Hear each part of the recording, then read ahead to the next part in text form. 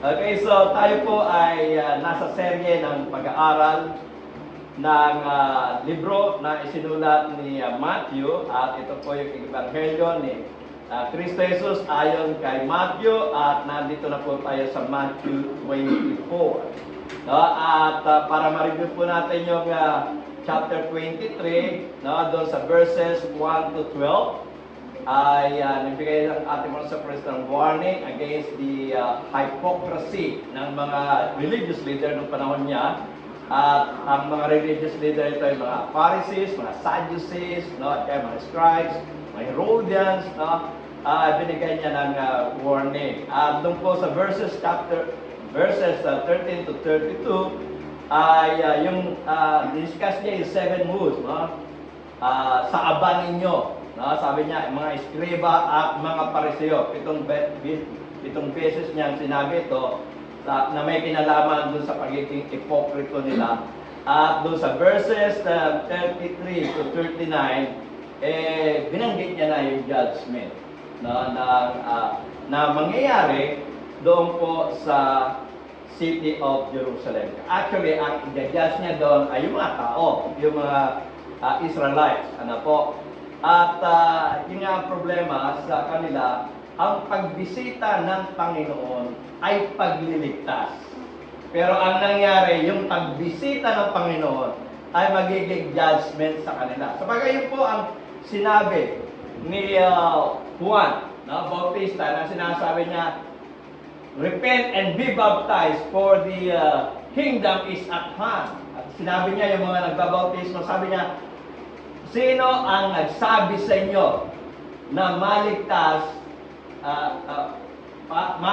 sa kahariang darating o sa hatol na darating? So, ang dala ng kaharian, ang dala ng pagdating ng ating Panginoon Kristo ay hindi lamang para magligtas, para rin pumatol. At ang ating Panginoong Diyos sa Old Testament, lagi siyang humahatol sa mga bansa. At yan ay pupuntahan rin naman natin mamaya, yung mga wordings na ginagamit tungkol doon sa mga paghatol niya sa mga bansa. So verse 1, ganito po ating mababasa sa Matthew chapter 4 verse 1, ang sabi ay ganito, at lumabas si Jesus sa templo at payaon sa kanyang lakad, at nagsilapit sa kanya ang kanyang mga alagad upang kanyang ipamalas, sa kanya ipamalas ang maggusali ng templo. So pinakikita, pinagyayabang ng mga alagad, no? Panginoon, ganda ng ating mga templo dito. Ang ganda ng ating magaganda yung mga building, no? Dito sa ating templo. So, sa pagkakabida ng mga alagad o mga apostol ng ating Panginoon Kristo tungkol dito sa templo, ang sabi ng ating Panginoon Kristo ay ganito, dapat siya ay sumagot at sa kanila ay sinabi, hindi ba ganinyo nakikita ang lahat ng mga bagay na ito? Katotohanan ang sinasabi ko sa inyo, dito'y walang maiiwang isang bato sa ibabaw ng ibang bato na hindi ibabaksak. Pinagyayabang niyo sa akin yung yung gusali ng templo. Kaso ang problema dyan, nakaukit na. Pamilya, sinasabi, nakaukit na sa tadhana. No, nakahatol na ang Diyos. No? Na yan ay walang matitira dyan. Yan ay wawasakin. Walang bato na matitirang magkapatong. Okay? So, ibig sabihin ng ating Panginoon Kristo, wawasakin yung templo. Gigibain yung templo. Katunayan doon sa Matthew chapter 23, doon sa judgment, sinabi niya na yan eh. Ang sabi niya doon sa Matthew 23 verse 38, narito ang inyong bahay ay iniiwan sa inyong wasak. Bakit sinabi ng ating Panginoon Kristo yun? Kasi nga, ang sabi niya, O Jerusalem, O Jerusalem, na pumapatay sa mga propeta at lumabato sa mga sinugo sa kanya, makailang ibig kong tipunin ang inyong mga anak na gaya ng pagtitipon ng inahing manok sa kanyang mga sisiw sa ilalim ng kanyang mga pakpak, ay ayaw kayo. Sabi ng ating Panginoon Kristo, katunayan yung history ng Jerusalem. No? Ilang beses nang inipon ng Diyos. Ilang beses nang inaruga ng Diyos. Mula doon sa Egypt. Hindi naman sila mapupunta sa Egypt kung hindi sila nagkaroon ng kasalanan. No? Pero dumaing sila. Ang sabi na, meron kang tipan kay Abraham, kay Isaac, kay Jacob. Andito kami naghihirap. Anong ginawa ng ating Panginoong Diyos? Nakita niya yung dalawhati ng kanyang mga lingkod. Anong ginawa niya? Sinugo niya si Moses para sila ay maalis doon sa sa pagkaalin sa bansang Egyptyo at sila'y pupupin sa sa ilang. Tinawag nga yan ni Esteban na iglesia sa ilang. Pero nagbigay rin ng warning si Moses na kapag hindi nyo tinupad ang mga kautosan ng Diyos at lumabag kayo sa tipan na kanya pinagkatipan sa ating mga magulang, kayo'y mga anak. So, inipon sila ng Diyos, pero ang nangyari, dahil sa hindi nila sinupad ang agustuhan ng Diyos, sila'y nangalat. Di ba? At pagkatapos nung sila'y mangalat, inipon uli sila ng Diyos. Pero yung pangangalat ay matagal. Kasi dumating pa yung panahon na dumating pa yung panahon ng mga propeta, dumating pa yung panahon ni Saulo. Doon nga nagtataka ang Diyos Pinalaya sila ng Diyos sa kamay ng Egyptyo bilang hari nila. Nanghihingi pa ng hari. Di ba? Nanghihingi pa sila ng hari. Anong ginawa ng Panginoong Diyos? O sige, bibigyan mo ng hari para maramdaman yung kinukupkup ko kayo. Pero nagkaroon ng mga generation ng hari. Napalitan si Saulo na ni David, na kung saan ay napakagaling na hari. Pagkatapos ay nagkaroon siya ng anak kay Berseba na si Solomon. No? Maganda naman yung panunungkulan ng Solomon. Pero pagdating doon sa parte na yon ng panunungkulan ng Solomon, dahil sa ganap, dumami yung kanyang asawa, nangalat, nahati yung kaharian. Nagkaroon ng Northern Kingdom at yung Southern Kingdom. Yung Northern Kingdom, yan yung tinatawag na Israel, at yung Southern Kingdom, yung tinatawag na Judah. At yung Northern Kingdom, unang hinatulan ng Diyos. Dinala sila sa Assyria. Sinakop sila ng Assyria. At pagkatapos, nagkaroon ng malaking imperyo ngayon dito sa mga year 600 BC. Lumakas si Nebuchadnezzar at yung buong mundo ay sinakop niya, pati ang Huda. At yun, naipon sila sa ibang pagkakataon, pero naipon sila bilang mga slaves sa bansang Babylonia. Pagkatapos, nag-isip naman ang Panginoon na uutusan niya yung ibong mandaragit. Hindi ko yung Garang Felix Manang. Ibong mandaragit. At yun nga ay si Haring Ciro ng Medo at alyado niya ang Persia. At sila ay muling pinalaya at kinupkup. At yun nga inabutan ng ating Panginoon Kristo kinupkup, pero sila ay under pa rin ng kasi nagpalit-palit na naman ng kingdom mula sa Medo Persia, nagkaroon ng Babylonia muna, sa Medo Persia, tapos ng Greece, tapos pagdating ng ating Panginoon Kristo panahon na ng Roman Empire. At ang kahuli-huli ng pagkakataon na sila iipunin sa pamamagitan ng ating Panginoon. Pero sabi ng ating Panginoon Kristo, naiiyak siya dyan, ayaw niyo. Ayaw niyo. Kaya ang templong to na inyong sinasambahan ay wawasak. Ang buong city of Jerusalem ay wawasak. Ngayon, dahil sa sinabi ng ating Panginoon Kristo yun, ang sabi, ang mga alagad ang sabihin mo sa amin, kailan mangyayari ang mga bagay na ito, at ano ang magiging tanda ng inyong pagparito at katapusan ng sanlibutan. Dito nga tayo nagkaroon ng issue. Dito nga nagkaroon ng problema. Parang na-isolate yung chapter 24 sa buong istorya ng Matthew. Kapag dito ay nangibabaw na ang doktrina ng mga millennial. Na kung saan, ayan, nakalagay mismo katapusan ng sanlibutan. Di ba? Ayun, katapusan ng sanlibutan na nakalagay dyan eh. Kaya ang nakita ng mga millennial, na kung saan ay sumulpot lang ng 18th century, ang nakita nila sa kanilang pag-aaral, na yun ang tinanggap ng halos, ay tatlong katanungan. Ang unang katanungan ay kailan mangyayari ang mga bagay na ito kung saan tumutukoy sa Jerusalem, destruction of Jerusalem. At ang ikalawang katanungan ay yung ano ang magiging tanda ng iyong pagparito? Dahil sa pagparito, nakalagay naman dyan pagparito, pero hindi sinabi second coming, hindi pangalawang pagparito. At yun ay nasa kaisipan ng mga millennial na second coming. At pagkatapos ay ano ang magiging tanda ng iyong ng katapusan ng sanlibutan. Literal, mababasa natin, katapusan ng sanlibutan. Kaya ang iniisip na, this is end of the world. Yun ang Pero may iba naman, ginawa lang, dalawa lang ang tanong. Kailan mangyayari ang mga bagay nito? Tumutukoy sa destruction of Jerusalem. At yung dalawa ay pinagsama nila doon sa pagdating ng ating Panginoon at katapusan ng sanlibutan. Ano ang magiging tanda ng iyong pagparito at ang katapusan ng sanlibutan? So, may mga millennial, yan naman ang nasa isip nila, no? Pagdating ng ating Panginoon gugunawin niya ang mundo at dadalhin na tayo sa sanlibutan.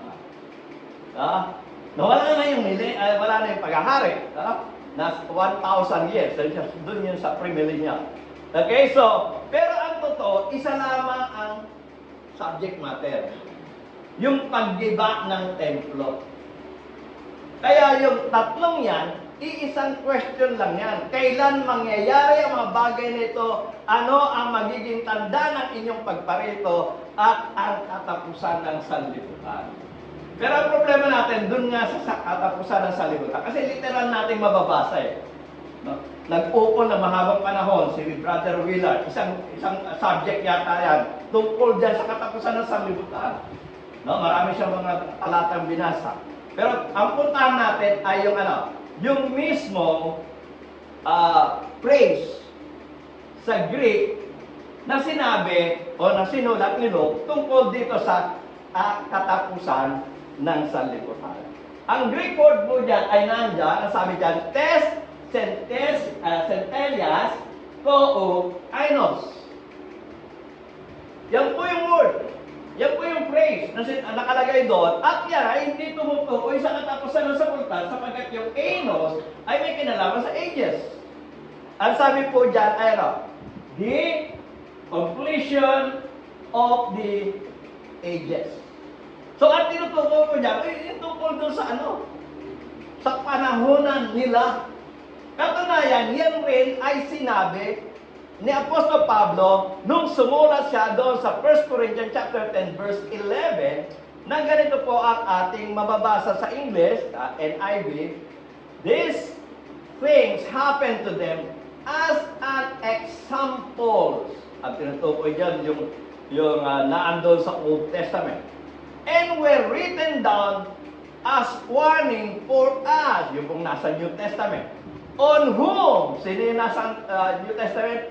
On whom the culmination of the ages has come. So sila na yung dinala nun. Yung nasa Old Testament people, naandun na sa culmination of ages. At kung titignan po natin naman sa Tagalog, sa mga translation ng Tagalog, ganito po ang ating mabasa sa 1 Corinthians chapter 10 verse 11. At ang una nating babasahin ay ang Biblia Tagalog na nahalimbag noong 1978. Ganito po ang ating mga mababasa. Ang mga bagay na ito nga ay nangyari sa kanila sa pinakahalimbawa at pawang na nasusulat sa pagpapaalala sa atin ng mga dinatnan ng katapusan ng panahon. So yung panahon ng New Testament doon sa panahon nila, ay naando na sila sa panahon ng katapusan ng panahon. Sa 11, sa Filipino Standard Version, ganito pa ating mabasa. Ang mga bagay nito ay nangyari sa kanila, yung Old Testament people, ay isinulat bilang babala sa atin noong panahon nila, 57 AD, sa atin na inabutan ng katapusan ng panahon. Okay? Sa kanila mangyayari yung pagtapos nung kanilang panahon. Okay? Ito yung paborito ni Willard salita ng Diyos. No? Ang salita ng Diyos. Okay? Ang mga bagay na ito ay nangyari bilang halimbawa sa atin at isinulat upang magsilbing babala sa ating mga nabubuhay sa panahong na lalapit na ang ano? Katapusan ng mundo, katapusan ng lahat. Yun sa panahon lang nila. Okay?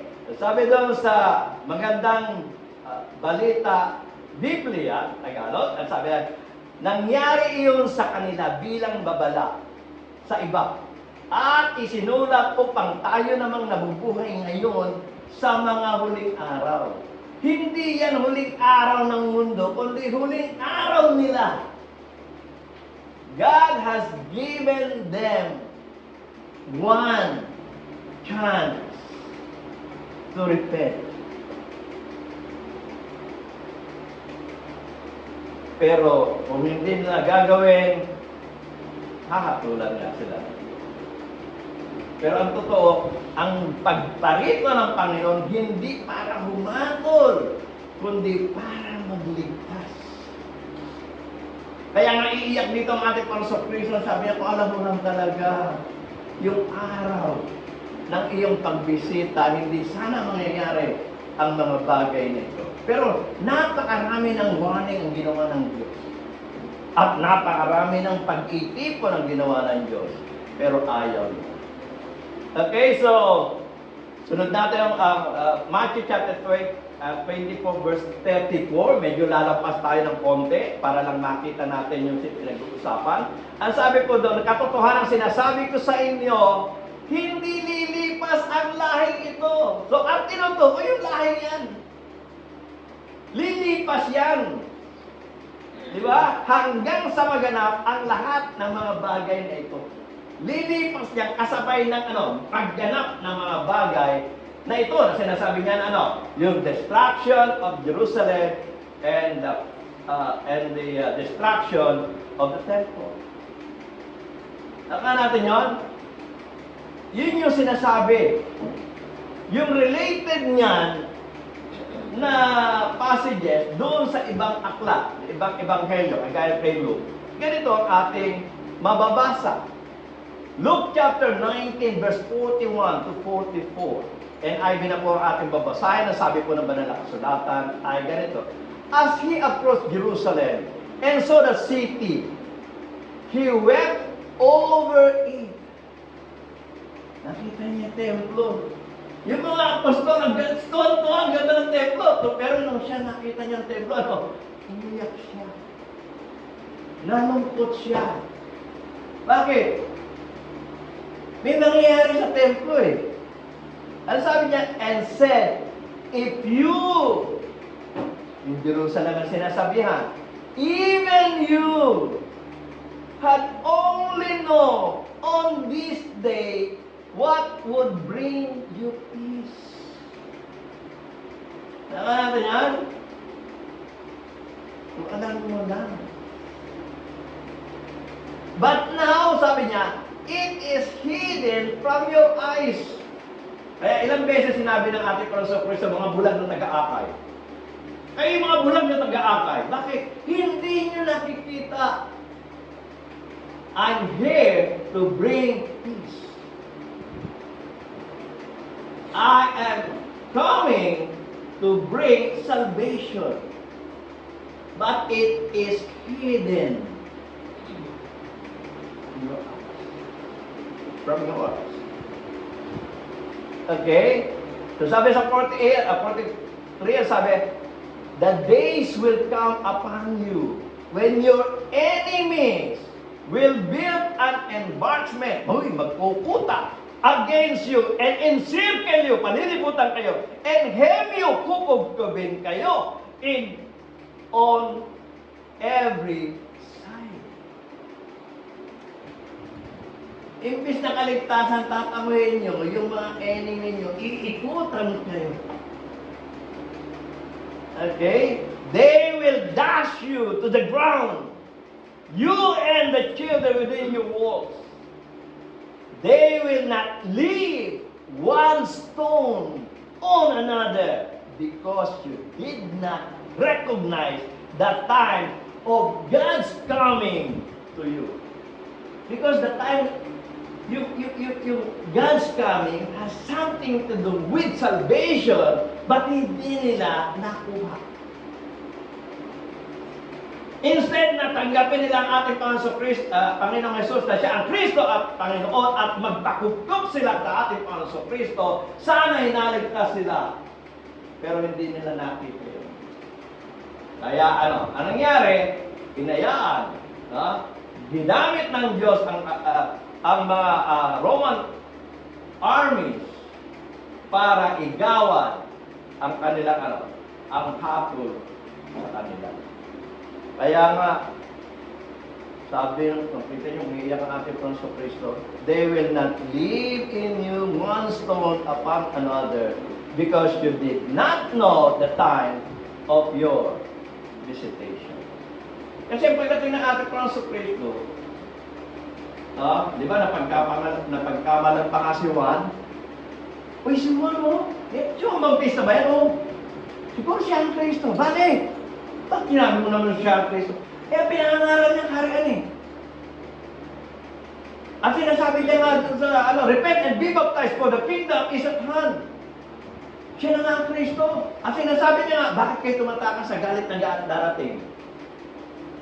Ano ibig sabihin nun? Bakit kayo tumatakas? Ibig sabihin, pagdating, may dalang galit, bagamat may dalang kaligtasan. Pagdating ng ating Panginoon, is, one coming lang yan. Yung pagdating ng ating Panginoon Kristo para magligtas, at pagdating niya para maghukom, iisang coming lang. Okay? At yun nga ang sinasabi ni Juan Bautista doon sa Luke chapter 3 verse 15 to 17. At ang ating babasahin ang dating Biblia 1905. Ang sabi po ng banal na kasulatan ay ganito: at samantalang ang mga tao ay nagsisipaghintay at pinagbubulay-bulay ang lahat sa kanilang puso ang tungkol kay Juan, kung siya kaya ang Kristo, ay sumagot si Juan na sinasabi sa kanilang lahat, katotohanang binabautismohan ko kayo sa tubig. Sabi ni Juan, ito lang kaya ko.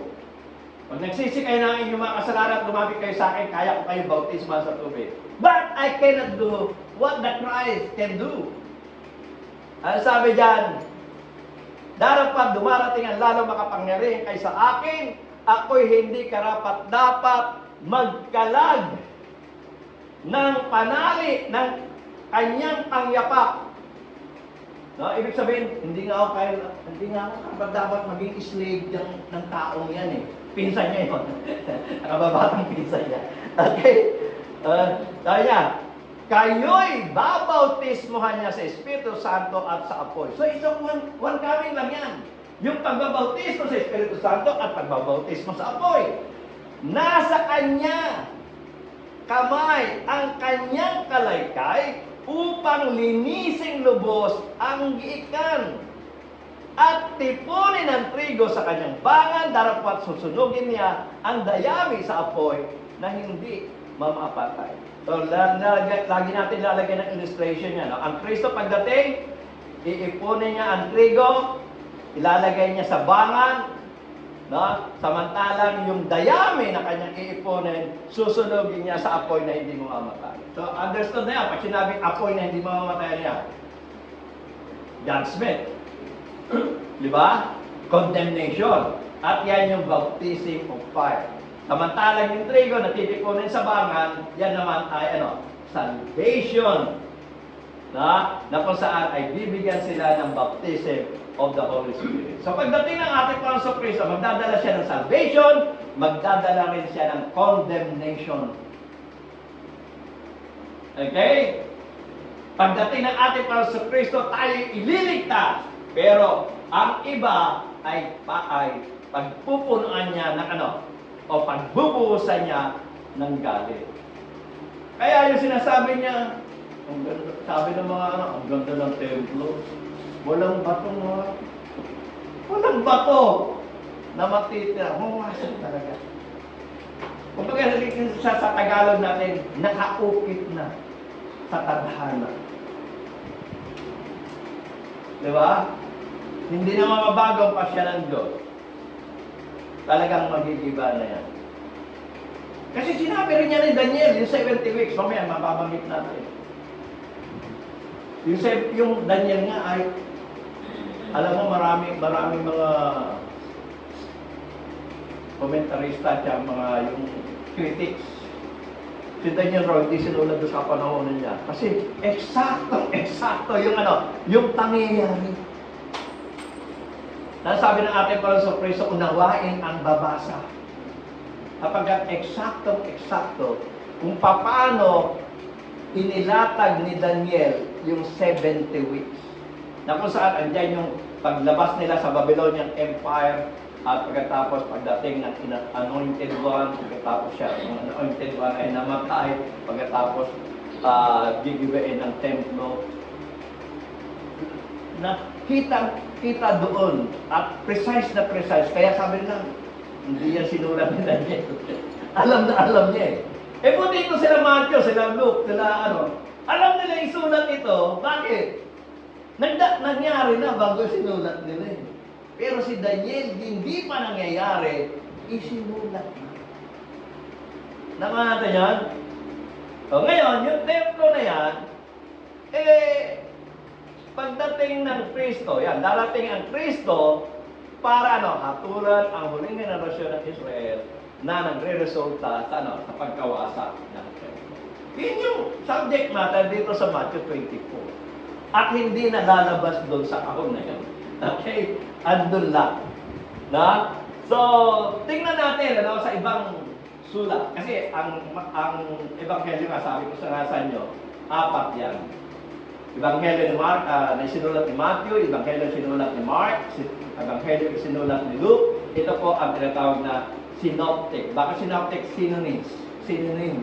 Nandun sa salitang synonym. Magkatulad.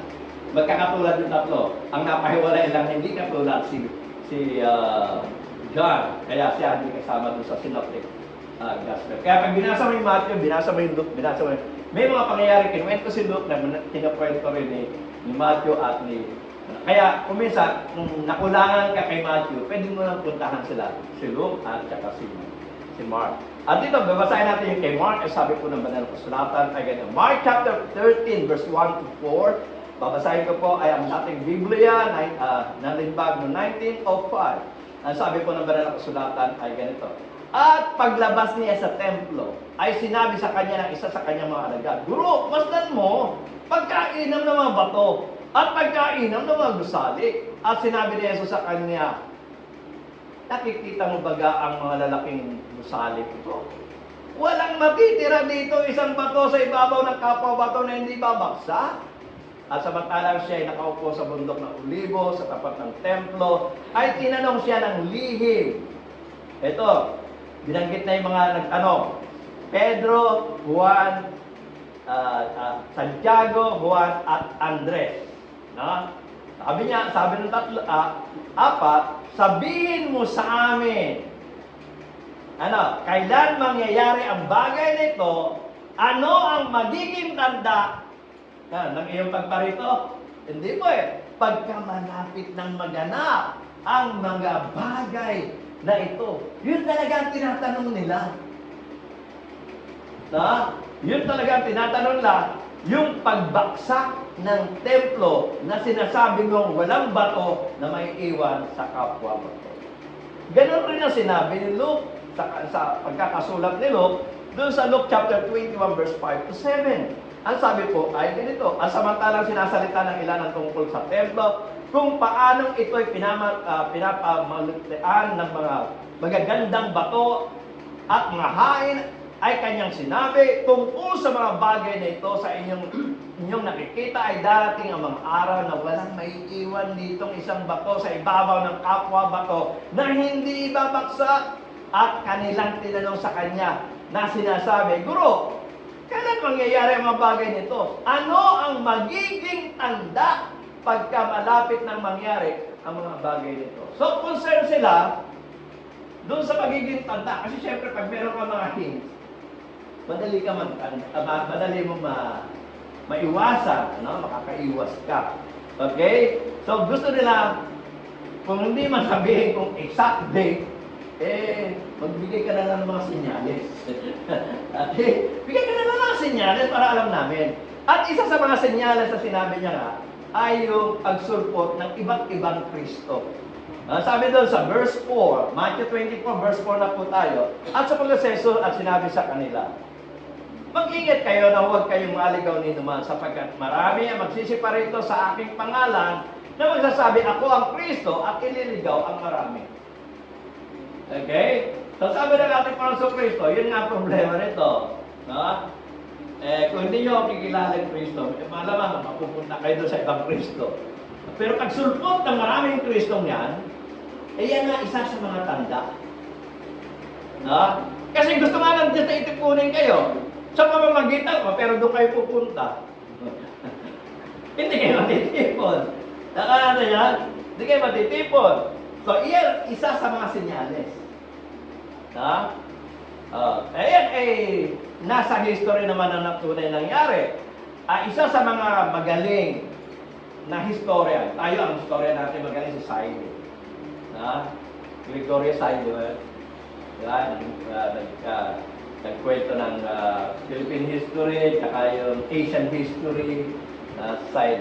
Sila, ang pinagkakatiwalaan nila, number one, pinagkakatiwalaan nilang historian ay si Flavius Josephus. Alam niyo itong Antiquities of the Jews? Ganito kakapal. Okay? Ganyan kalaki sa ating tapos ganyan kalaki. Yan, halos ganyan kakapal. Ang laki. Hindi mo ba? Ang hirap basahin yan. So, kumuha naman tayo ng konti sa kanya.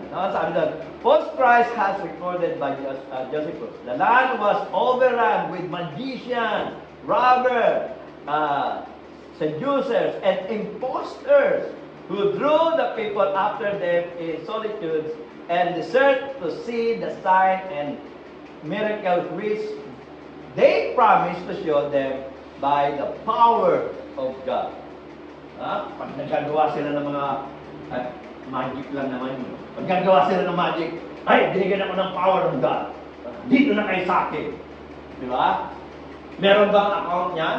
Meron bang nasulat sa aklat na magawa? Meron eh. Di ba? Si Simon Sorcerer, the magician, sa Acts chapter 8, di ba? Verse 9 to 8, to 10, sabi doon, now for some time a man named Simon had practiced sorcery in the city and amazed all the people of Samaria. He boasted that he was someone great. Sinasabi, I am Simon the Great. And all the people, both high and low, gave him their attention and exclaimed, this man is rightly called the great power of God. Natin niya, may sumulpot pa talaga. Sabi ng ating para sa preso, itong warning, may sumulpot. Di ba? Sumulpot naman talaga eh. Di ba? O si Todias, sa 8:36 din. Sabi doon, Acts chapter 8:36. Some time ago, Todias appeared, claiming to be somebody, and about 400 men rallied to him. Nagrarally, 400. Buti, hindi dinala sa EDSA. Okay?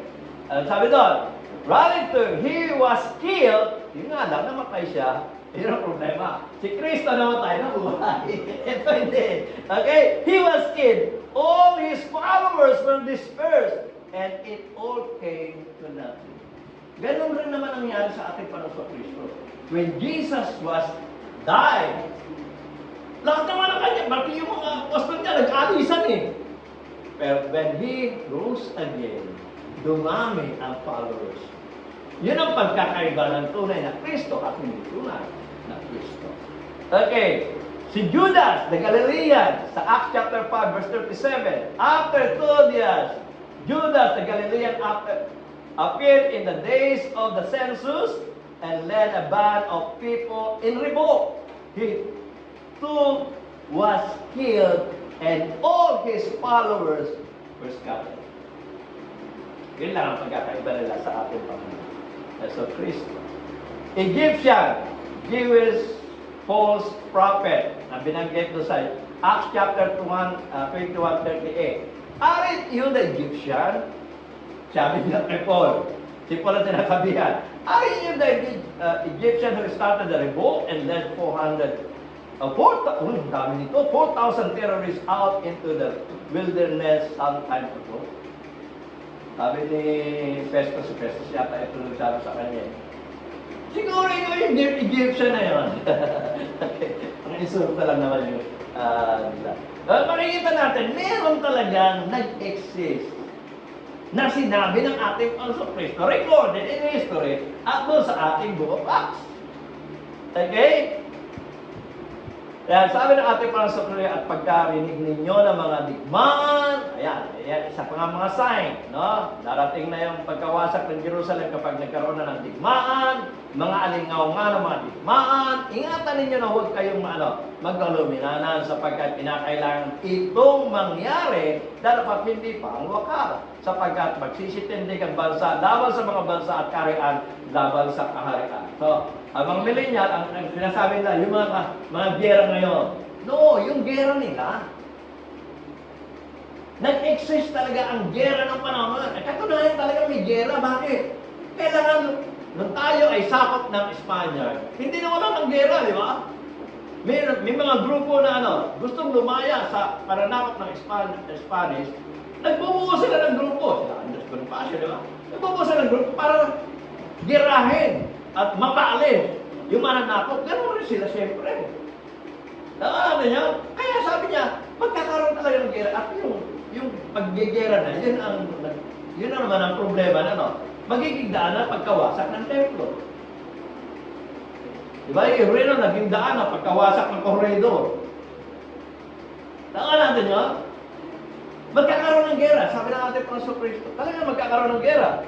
Katunayan sa recorded history, sabi, 4 Asian historians including Josephus told of various skirmishes,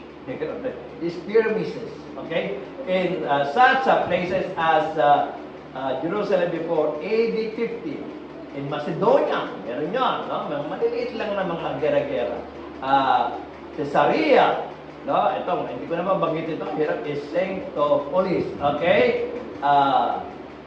Alexandria, hirap naman mga bansa ito. Ashkelon, and Damascus, in all thousands of Jews were either killed or imprisoned. So, makakarinig kayo ng mga digma sa iba't ibang lugar, sabi ng ating Panginoon sa Kristo. Sabi pa niya, at magkakagutom at lilindol sa iba't ibang dako. Okay.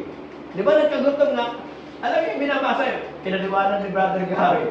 Yung binabasa natin sa 1 Corinthians chapter 16, yung kinokollect nila yun, hindi naman yung 4 Sundays, connection Yung kinokollect nila ay para sa dahil kagutom noon at ang labis ng apektuhan ng Jerusalem, para sa Jerusalem. Totoo, nag-exist ang worldwide famine noong panahon nila. Kaya yung sinasabi ng ating Panginoon, isa pang tanda na magugunaw na ang Jerusalem magkakaroon ng kagutom. Isa pang tanda, magkakaroon ng lindol. Okay? At iba pang mga bagay na sinasabi ng ating Panginoon. Kaya, yung 4 famines, no? Raised during the reign of Claudius. Ito yung binanggit doon sa Acts chapter 21 ba yun? Other occurred in Italy, Judea, and Greece in subsequent years. Alam niyo yung pinakasikat na, kilala niyo ba yung pinakasikat na prophet sa New Testament? Si Agabus. Si Agabus ang nagsabi nito na magkakaroon ng worldwide famine. Okay? Nandun sa aklat na magawa, hindi ko na maano yung sakto. Pero pwede natin check and go on. Others occurred in Italy, Judea, Greece, in subsequent years. Food was, ang hirap na naman ito, scarce. Okay? Scarce. Okay? In Palestine during all of AD 68 to 70. Di ba yung destruction of Jerusalem sa 70? So, ayan. During one extended Judean famine, the Jewish Queen Helen spent large sums purchasing grain in Egypt for distribution to the needy. Magaling ang Egypt sa economy. Magaling ang Egypt. Pero mo, yung panahon ni Joseph, Egypt din yun, no? Nakapagtago siya ng maraming grains, no? Ngayon, ito na naman. Egypt na naman ang pinagkukunan ng ng mga grains. Okay? Magaling sa economy yung maraming ipon na ipon eh. Okay? Ayan. During the reign of Nero, ayan, binabanggit ni Brother Wheeler. Yan yung beast. Okay? AD 54 to 68. Now, Pompey was virtually destroyed. Bakit? Because sumabog yung vulkan. Natural, pag sumabog yung vulkan, merong earthquake.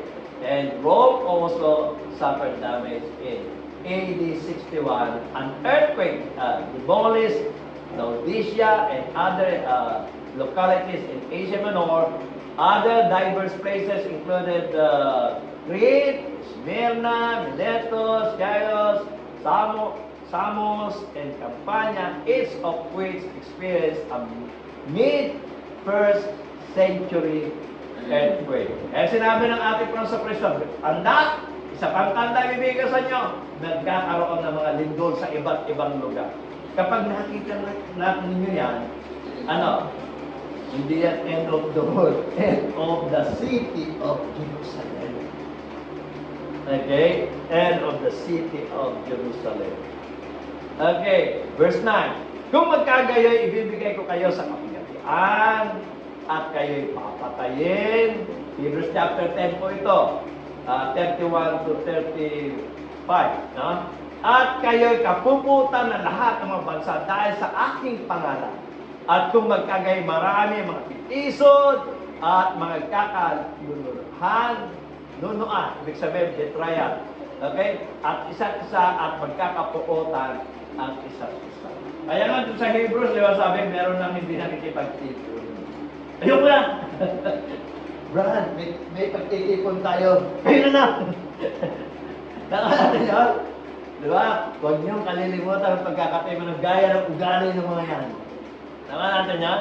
Tapos sa 32. Pakibasa na yung 32 to 35 yata yan. Pakibasa. Hebrews 10, 31, 32. Ito yung mismo sinasabi ng ating Panginoon Kristo eh. 31 to 32. Oo. Kilabot sa bagay ang mahulog sa mga kamay ng Diyos na buwan. Hebrews yan? 10? Okay. Natapat alalahanin ang mga nagarang araw na sa mga pagkatapos na kayo maliwanagan ay mga lumiis kayo ng malaking pagkikilaban at mga pagbabatak. Nakita niyo yan? Naghihirap ng mga Kristiyano. Ano pa? Una ay naging isang katawa-tawa dahil sa mga pagkasipayo at dahil din sa mga kahirapan at sa dalawa at ay naging kasama niyo ang mga inaring gano'n. Okay. Sapagkat kayo'y nangaabag sa may mga talikala at tinanggap ninyo ng punggalak ang pagkaagaw ng iyong pagkaari. Palibasa itong nalalamang mayroon kayo sa iyong sarili ng isang pag-aari lalong mabuti at tumatagal. Yan ay 68 AD na kung saan intense na yung away-away nila. Intense na yung gera. Kaya ang mga Kristiyano labis rin na apektuhan. Pero syempre, sila ay naligtas sapagkat yung mga warning na binigay ng ating Panginoon Kristo ay pinanghawakan. Okay? So, 11. At magsisibangon ng maraming bulang, ito inulit-ulit niya, no? Maraming bulang propeta at kanilang ililigaw ang marami at dahil sa pagsasagana ng katampalasanan, ang pag-ibig ng marami ay ay manlalamig. Okay, dapat ang magtiis hanggang wakas maliligtas. Mapagtiisan nyo lang to. Makalampas lang kayo ng 70 AD. Okay na. Yun ang ibig sabihin ng ating Panginoon Kristo. In the end of the world. Sa context. Na? Pero hindi sinasabi ng ating Panginoon Kristo 70 AD. Kasi mismo siya hindi niya rin alam. Mamaya, i-discuss natin yan. Okay, so, ipangaral ng Ebanghelyo sa kaharian, sa buong salibutan, sa pagpapatawa ng lahat ng mga bansa, kung magkagay darating ang wakas. Doon na lang, yun ang pinakawakas, no? Okay. Kaya nga, pagkakita ninyo mga kasuklam na paninira na sinalita sa pamamagitan ng Propeta Daniel na natatayo sa dakong banal, unawain ang bumabasa. Ito ang bibigay ko sa inyo, talata na binanggit ng ating Panginoon Kristo. Pansinin nyo, eksaktong-eksakto yung pangyayari na hindi naman nakita ni Daniel ito.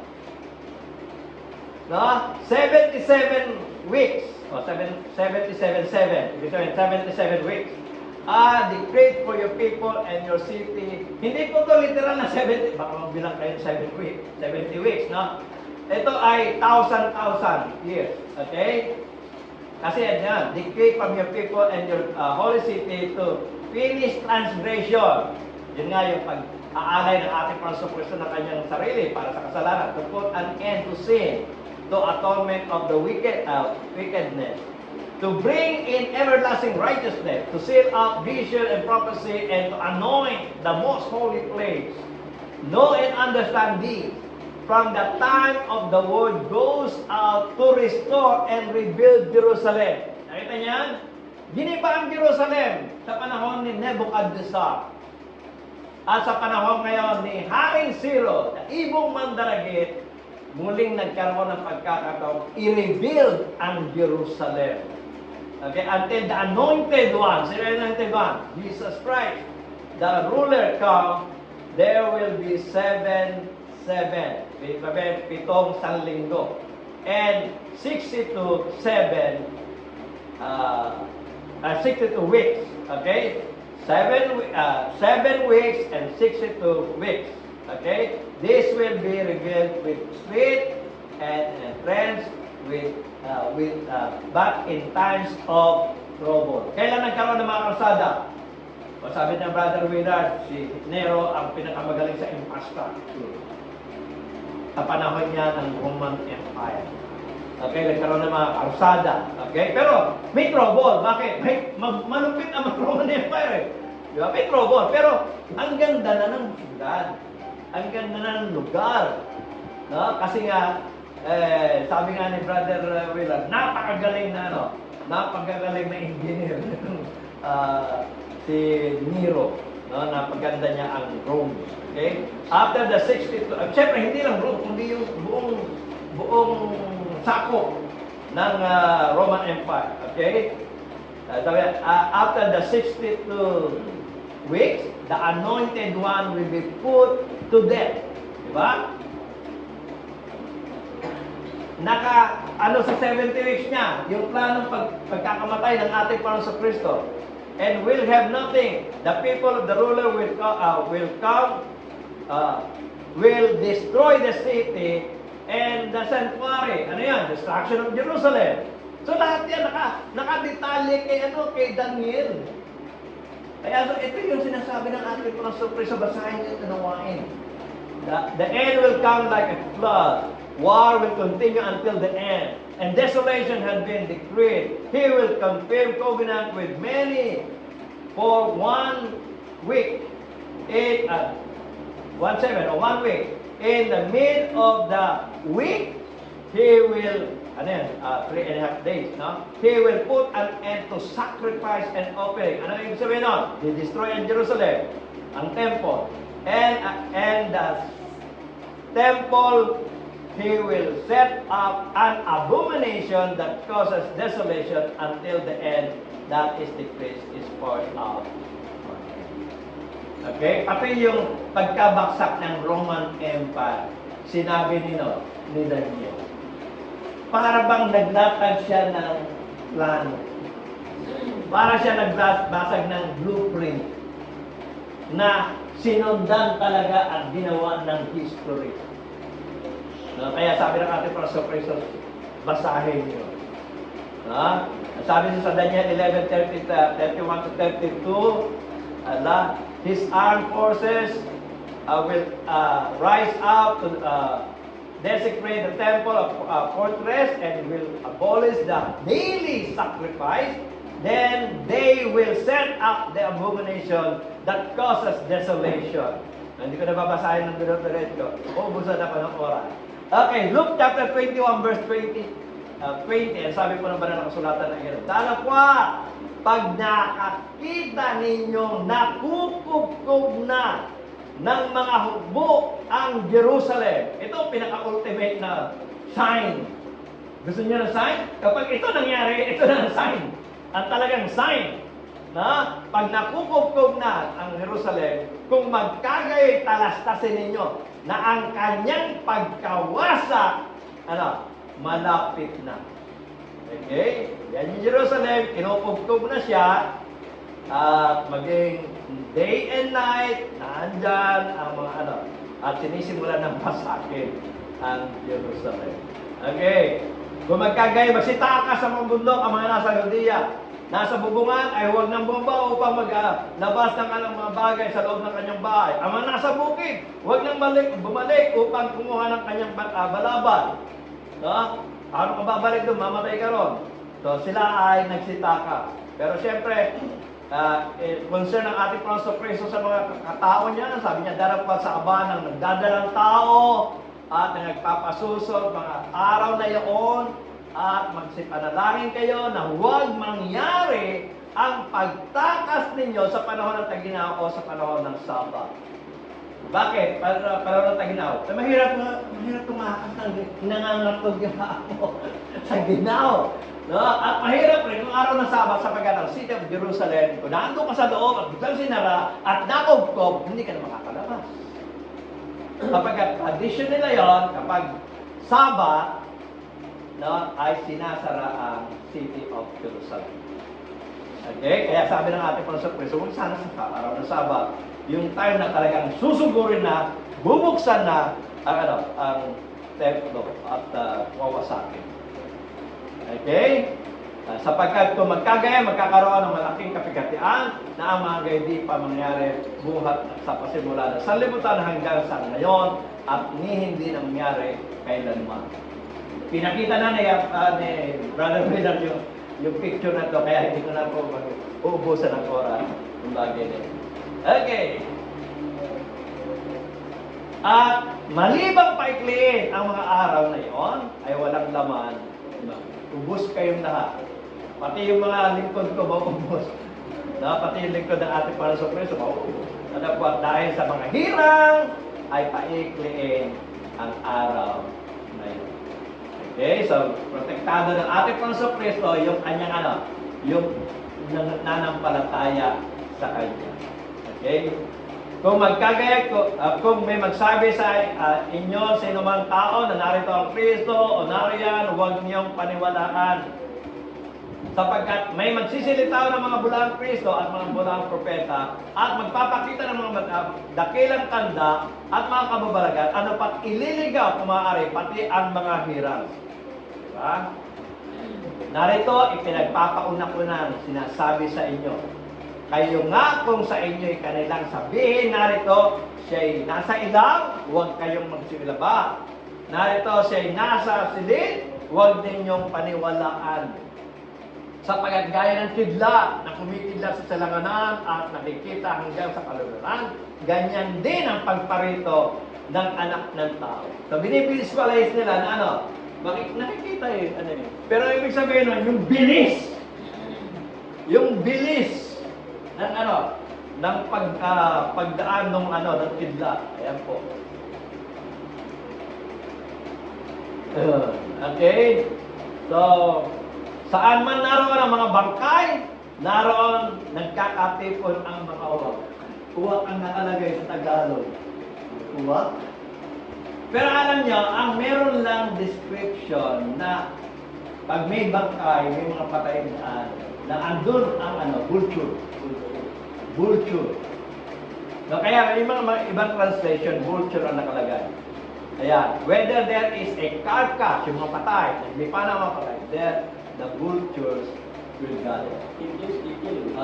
Pero yung mga preteries na gusto talaga makipakita na talagang sa Jerusalem ito, talagang ito. Ay, siyempre, ang gagamitin nila translation, ayan, yung ticket. For them, whenever the carcass is the eagles will be gathered together. Bakit?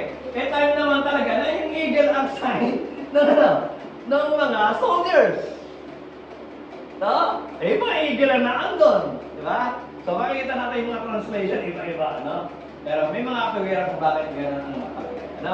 So, naipalawanan na maigi na naman sabi niya ni Brother Will, hindi ko na kaliliwanag, no? So, kung bakit uwak, hindi natin alam. Bakit vulture? Kasi nga, yung definition ng vulture. Ang vulture, hindi siya nandadagit. Ang eagle ang nandadagit. Ang vulture, tinitignan. Kailan, malapit na mamatay yan. Patay na ba? Pag patay na, may amoy na eh. Sama-sama sila. Ang eagle, hindi yan nakikihati. Kahit nga yung huli niya. Ang vulture, salo-salo sila. Kaya yung description, sabi ng ating Panginoon, kung merong patay, andun yung vulture, yun yung maangkot sa ano. Pero dahil nga sa, ang sign naman ng ang pinatutungkol naman nito sa Roman army, at ang Roman army ay eagle, kaya yung ibang translation ay eagle ang matay. Okay, so parehas yung ating presentation. Okay, 29. Dalawa't karak-arakan pagkatapos ng pigati ng mga araw na iyon ay magdidilim ang araw at ang buwan ay hindi magbibigay ng kanyang liwanag. Manalaglag ang mga bituin mula sa langit at magsisipangal ang kapangyarihan sa langit. Oh, end of the world. Bakit? End of the universe na yan. Ano natin yan? End of the world, no? Hindi po end of the world yan. Katunayan, yung mga wording na yan, may kinalaman niya sa judgment of God. Kaya nga ito nilalampasan natin sa Joel.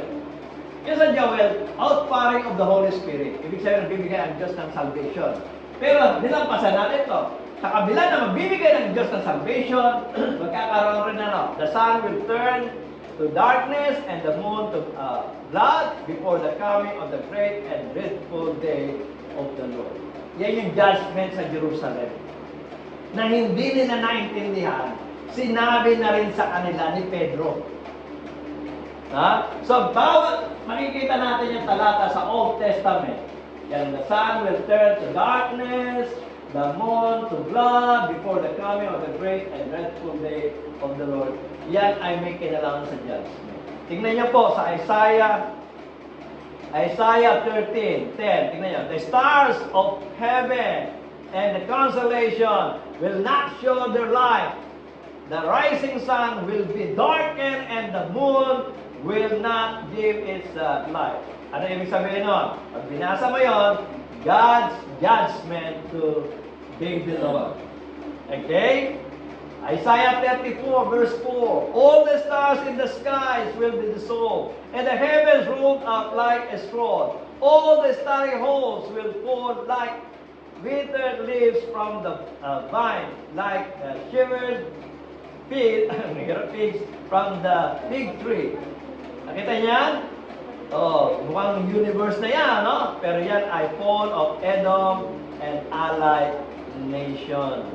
Sa Amos 8:9, sabi, all the stars in the skies will be dissolved, and the heavens rolled up like a scroll. All the starry hosts will fall like withered leaves. Pareho lang, no? Sinabi, no? Pero yan ay judgment sa Northern Kingdom. Yan yung sinakop ng Syria. No, ng Assyria na ang Northern Kingdom. So lahat yan, hindi yan may kinalaman sa end of the world.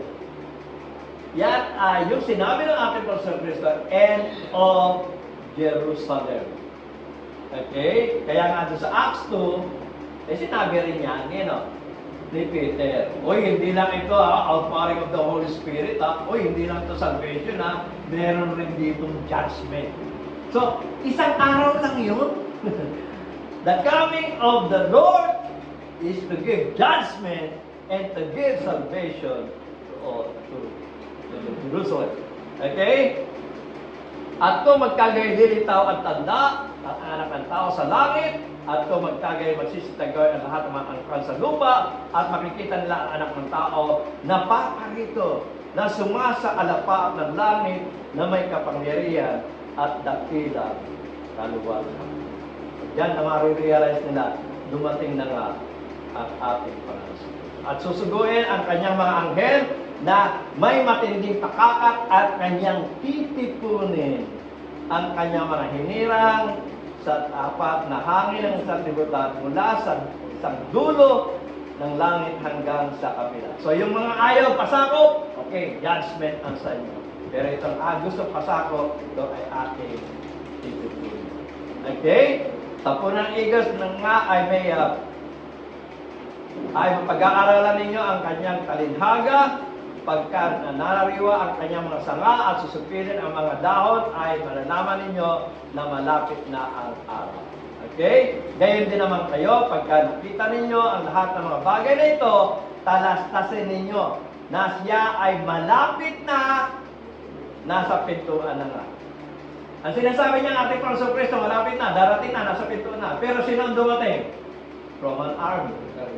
Nakuha natin yan? Pagka nakita ninyo, nakukugkog na ng mga huwag ng Jerusalem, kung magkagayoy kayo, talastasin ninyo na ang kanyang pagkawasa malapit na. Okay, katotohanan sinasabi ko sa inyo, hindi lilipas ang lahing ito hanggang maganap ang lahat ng mga bagay.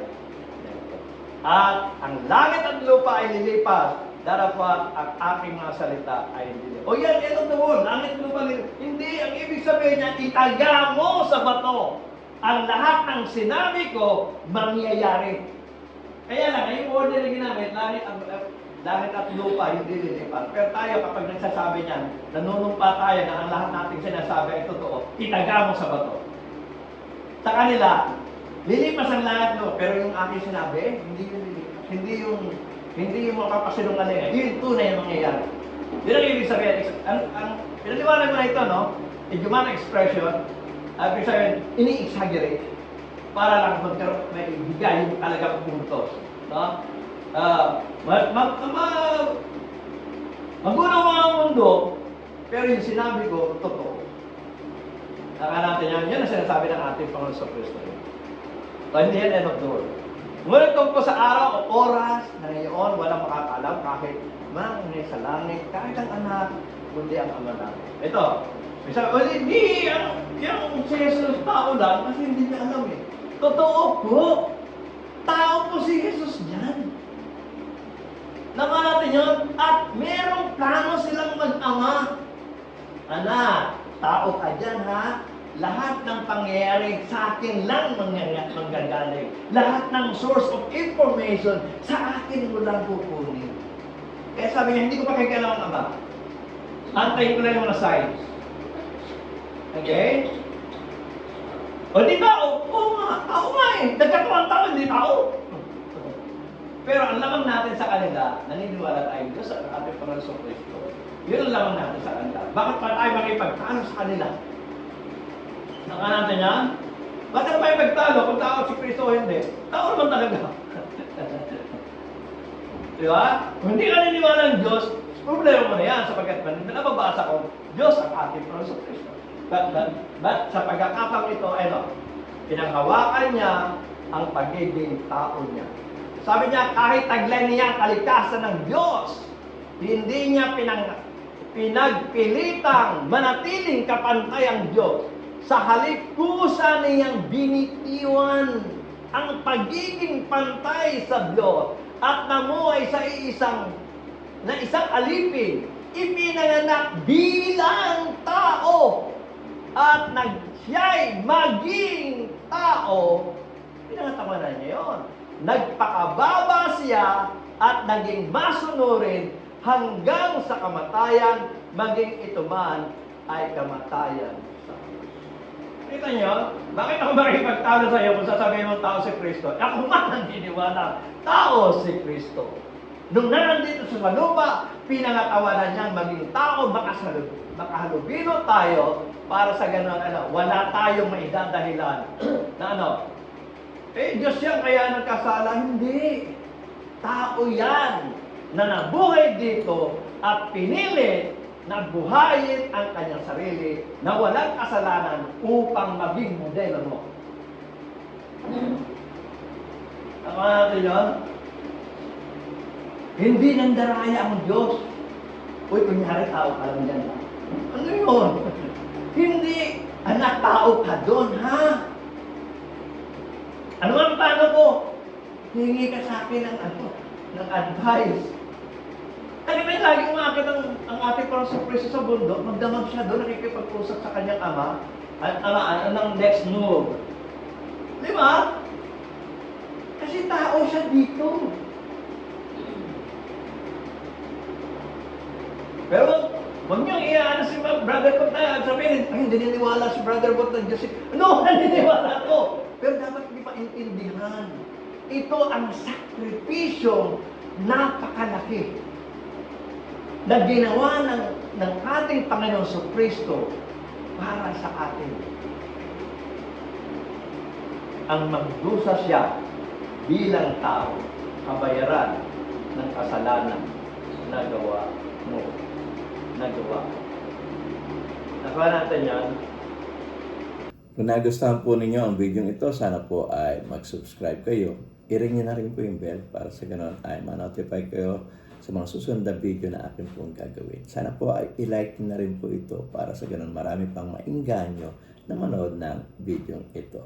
At kung gusto nyo pong makasunod sa utos ng ating Panginoong Kristo na ipangaral ng Ebanghelyo sa lahat ng pinapal, i-share nyo po ito sa inyong mga kaibigan. At kung gusto nyo mag-comment, sana po ay mag-comment kayo. At huwag nyo kalilimutan ang mga video ito nasa inyong harapan. At kung gusto nyo mag-subscribe, pindutin nyo lang po itong bilog sa aking pong likuran. Muli, ako po si Nehemia Sayukay, ang inyong ka-learner. Labis po ako nagpapasalamat sa inyo. To God be the glory.